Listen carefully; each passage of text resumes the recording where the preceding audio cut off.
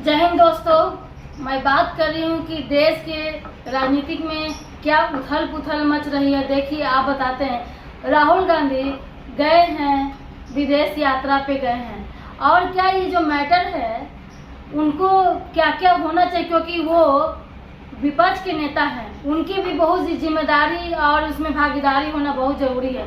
लेकिन वो भारत के क्या करते हैं कि वहाँ पर जा कर के उनको अच्छा तरीके से उनको मतलब कि दिखाना चाहिए, लेकिन नहीं, वो बुराई करते हैं। आज से नहीं, शुरू से करते आ रहे हैं, बुराई करते आ रहे हैं। तो विदेश जो नीति है आपकी अच्छा आप बताइए, घर में आप लोग का जो है, घर में गोतिया होता है, अगल बगल का होता है, तो देखिए क्लास से लेकर के अपर क्लास तक भी आप जाते होंगे तो बगल में आपका क्लासमेट होगा, क्लास फेलो होगा, तो देख के जलता होगा कि जलता है कि नहीं जलता। ये मनुष्य की प्रवृत्ति है, जलना। अगर किसी का अगर मेरा टांग टूटा हुआ है तो कोई उससे टांग टूटने के दर्द से हम दर्द से परेशान नहीं है, लेकिन सामने वाला जो उसका नहीं टूटा, बगल वाला गोतिया का, तो मुझे परेशानी हो। क्यों कि उसको क्यों नहीं टूटा। अपने गिरवान में झांकता जो है कोई नहीं है। लेकिन एक बात यह कहना ये चाह रहे थे कि यही तरीके का मैटर है, अपना जो है नहीं देखता है और किसी दूसरे को मतलब कि देखने के लिए तैयार होता है। बाकी रहा बात के लिए कि जैसे हमको ये डिस्क्रिमिनेशन आपने देखा कि मतलब कि मेरा कुछ हुआ तो उसको क्यों नहीं हुआ, इसी का अगर थॉट को लेकर के चलिएगा तो देश जो है विकसित नहीं बनेगा। बाकी रहा आरक्षण को लेकर के, तो आरक्षण को लेकर के राहुल जी जा करके बोले कि आरक्षण खत्म कर देंगे। बात यह है कि आरक्षण न खत्म हुआ है, न खत्म होगा, और न संविधान जो है खतरे में है, न संविधान को बदला जाएगा। जो डॉक्टर भीमराव अंबेडकर जी का जो संविधान है वही है, कोई मिटा नहीं सकता है उसका। लेकिन बात ये चीज है कि आरक्षण के मेरा कहना यह है, आरक्षण जो है जो जातिवाद, परिवारवाद, वंशवाद को लेकर के बढ़ोतरी करती है, इससे हम विकासशील तो हो सकते हैं लेकिन विकसित नहीं बन सकते हैं। आरक्षण जो है, जो कहना चाहते हैं, आर्थिक इकोनॉमी के आधार पर आरक्षण जरूरी होता है। अब बताइए कि जितना ना मांझी जी को आरक्षण की जरूरत पड़ेगी, वो मतलब कि राशन कार्ड लेंगे, सिलेंडर लेंगे, नहीं ना।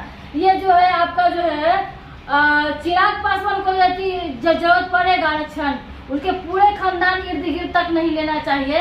ये चीज मैटर करता है इकोनॉमी के आधार पर, या उसके घर में कितने परिवार हैं, परिवार में कौन है एजुकेटेड है, माँ बाप बूढ़े परिवार को कौन खिलाने वाला है, क्या किससे मतलब कि ये होता है, उसके अनुसार से आरक्षण दे करके आप जॉब दिलवाइए। आपका डिस्क्रिमिनेशन अलग होता है कि जॉब और रोजगार में आज तक जो न नेता समझा है न पब्लिक समझा है कि रोजगार किसको कहते हैं और नौकरी किसको कहते हैं। रोजगार और नौकरी में अंतर ही नहीं है, तो किस तरीके से काम आदमी कोई कर पाएगा। तो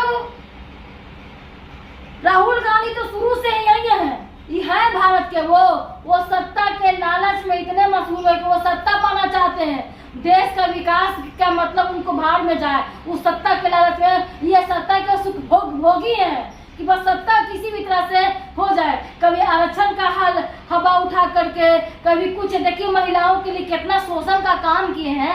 8,500 खटक वाला अभी तक लाइन में लगा हुआ है, अभी तक उनका जो है कोई मतलब उसका जो है मशवरा नहीं मिल पाया है। तो इस तरीके से हम कहना ये चाहते हैं कि देश को इस तरीके से समझना चाहिए, इस पर विचार विमर्श करना चाहिए कि कौन सही है, कौन देश को ले जा रहा है। अरे नमक रोटी जो है खा करके हम खा पी लेंगे, लेकिन देश को है डूबने सबसे पहले मेरा जो है भारत देश है, उसके बाद मेरा क्या है, जाति या धर्म या पंथ सब आते हैं। सबसे पहले देश होना चाहिए, उसके बाद जाति, पंथ, धर्म ये सब आना चाहिए। लेकिन नहीं, सबसे पहले कौन सा जात से, हम ये जात से। अरे जात पात में बटिएगा तो अंतर कलह जो होता है ना, आंतरिक वार हो जाएगा, जातीयता वार हो जाएगा। इतना उसका जनसंख्या उसका कहना बना, इतना उतना जनसंख्या उसका कहना बना। ये क्या है जाति जनगणना, फलना जाति का वो है, चिलना जाति का वो, जाति का क्या है। एक है भाई हिंदू मुस्लिम सिख ईसाई, ये चीजें जाति में बांट करके जो है ना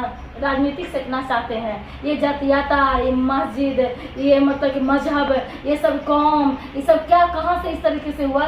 ये सब पॉलिटिकल एजेंडे जो है ना जीतने का जो है, ये जो है लूटने का जो मौका है, मौका परस्त है। एक बार जो नेता जो है किसी के जनता के चरणों में एक बार ही जाता है, लेकिन जीतने के बाद जनता जो है अब उनके चरणों में अब गिरते जाए। यही तो है राजनीति का जो फंडा। जय हिंद, जय भारत।